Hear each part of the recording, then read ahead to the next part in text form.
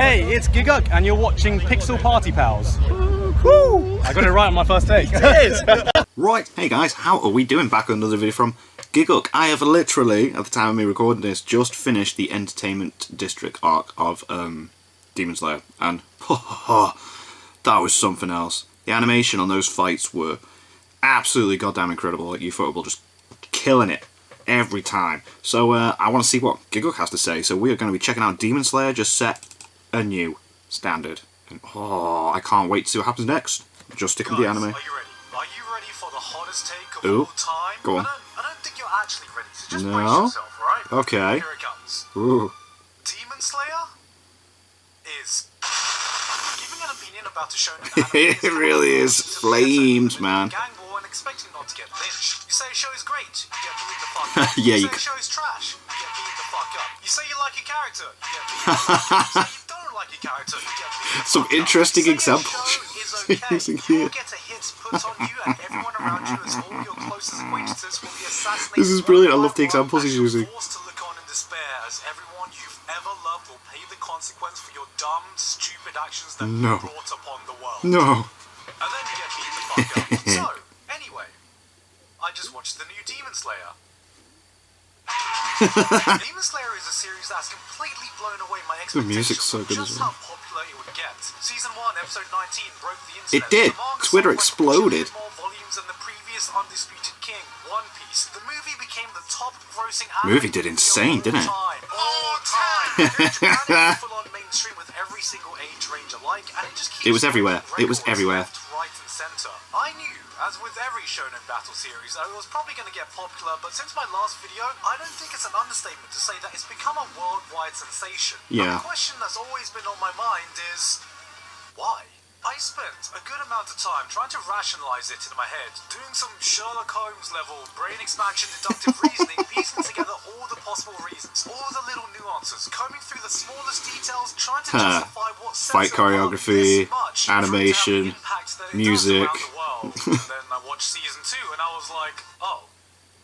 It's just because the show fucking slaps. It really does. Entertainment District arc is some of the most pure, undistilled hype I've ever had the Mate, pleasure to experience. so many hype moments. No It's just crazy like, complicated battle systems or 5-head battle strategies, just pure The muscle mice, hype. I love that. Don't just assume you've already The seen comedy's the there as details well. in this video, because let's be honest, you're not here to listen to me to help you decide whether you should be watching it, because you probably Already watched it, yeah. Freaking Demon Slayer. And I just wanted to gush about it a bit because we have one. I loved thing binging the to whole thank season. for that. Studio Ufotable. They are Just so a while good. ago, I might have been just a little bit. Just a tiny bit salty. When Moving Train had beaten out the likes of Mushoku Tensei in the animation department in the Anime Awards, because I thought it was unfair that a movie-level production was being compared to a TV series. But the Entertainment District arc showed me that it's Ufotable just don't as give a good. flying fuck about movie-level production when everything they do now is apparently Yeah. movie-level quality. This is better than season 1, better than their own movie, better than, and it hurts me to say this, possibly anything else they've worked on so far. Look, you know, That includes I'm always Fate. defending Fate if I need to. Whoa! Gigguk, whoa! And I'm gonna take a moment to That's tell you big. to fucking watch the Heaven's Feel movies, because it is the studio at the top of their game. But as much as I love Fate, I need to get the there is third also Heaven's a Feel lot of movie on this. DVD, and then I'll watch all three. When we see amazing fight sequences, it normally only lasts a few minutes. Even Demon Slayer Season 1 revolved around one short, explosive moment of animation that ended the fight.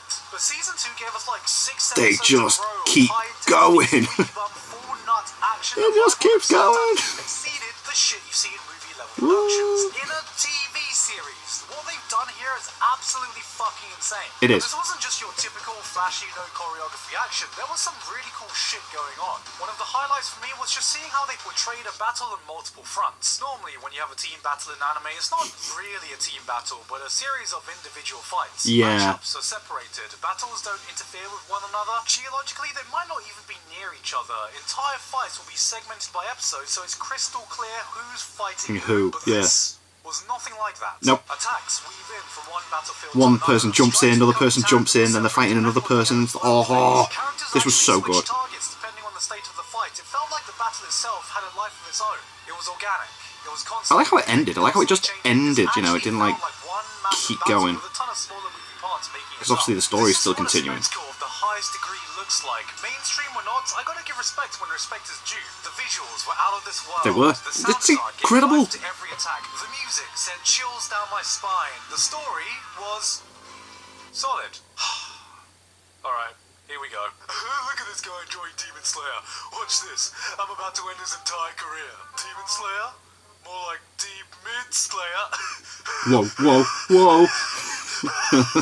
When Christ himself resurrected from the dead, performing an impossible... The story was very basic and straightforward this season, but so what? Demon Slayer, I actually got to mute the thread because of the amount of shit being thrown from every angle and the amount of people acting like they have massive cocks because they can call a pop. I like that they showed that Upper Six dude turning them into demons, because hinting at war. And the guy from Mugen Trains at the end was like, oh, Upper Three, was it? How the fuck does this count as mid? All I'm saying is, if you want to see mid, try being an isekai fan. You merely adopted the mid. We were born in it. Molded in it. I didn't see my first good anime until I stopped crossing the road. Yes, Demon Slayer isn't a complex narrative political heavyweight. No, it's really not. Titan is right now, but it doesn't try or need to be. Tanjiro, Inosuke, Zenitsu. They might not have an ocean-level amount of depth to them, but they fill the exact role they need to, just like every new character introduced. Boiling kettle sound. It does sound like that. Perfect guy to do it. Yes, he's a Hashira. Yes, Tengen. he's confident and powerful, but he's oh so aware about his own limits. He has his own people he looks up to, he respects. He knows he's not the greatest or strongest Demon Slayer to ever live, and it was just really humbling to see a man who had accepted that he wasn't the star that shone the brightest, which made him shine even more. Brighter, yeah. He just seems like a chill bro you'd hang out with. Hell, I'd like to buy him a pint. I would. Okay, and now he's cancelled. He can spend an eternity picking apart the plot conveniences or characters, but at the end of the day, I watch shonen anime for the moments that make my jaw drop on the floor, and Demon Slayer made me open my jaw so wide, a JoJo fan would have thought I just finished sucking 1,000 dicks, because I think what shines about Demon Slayer is its simplicity. A lot of people like to say, well, Demon Slayer wouldn't be as good if it wasn't for the animation.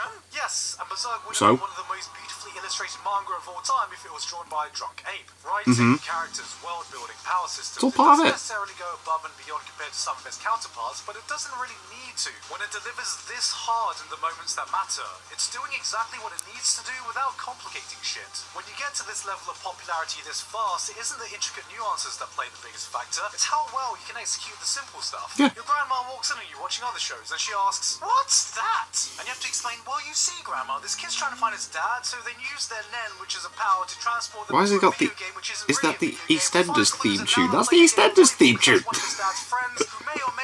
If you don't know what EastEnders is, it's a British television show that's been going for yonks. Like Coronation Street and Emmerdale.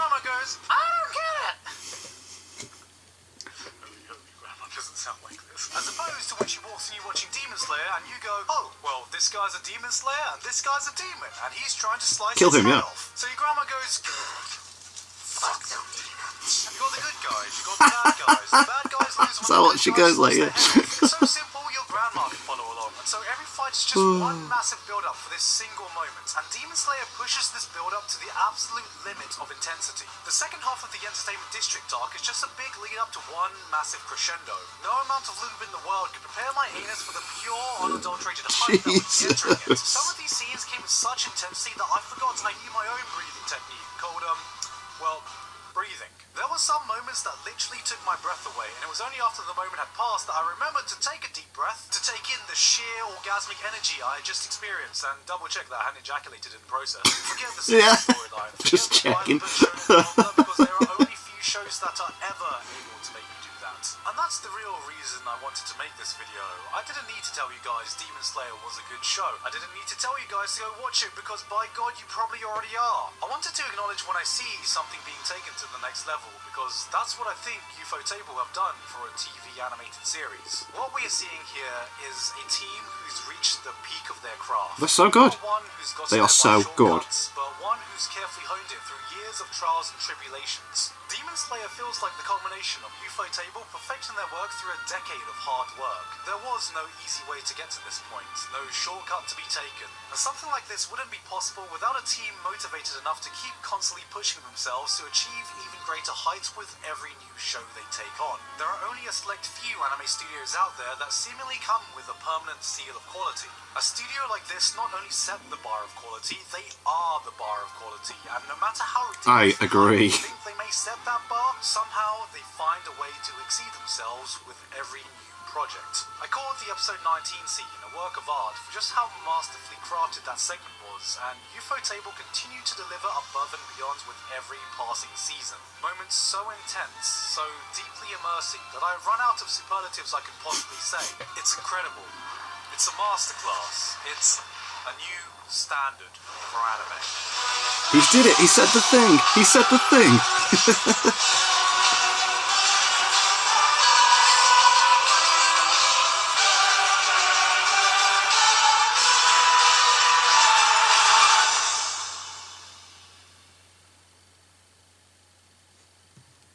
I was expecting something random and funny at the end, but no, okay, cool.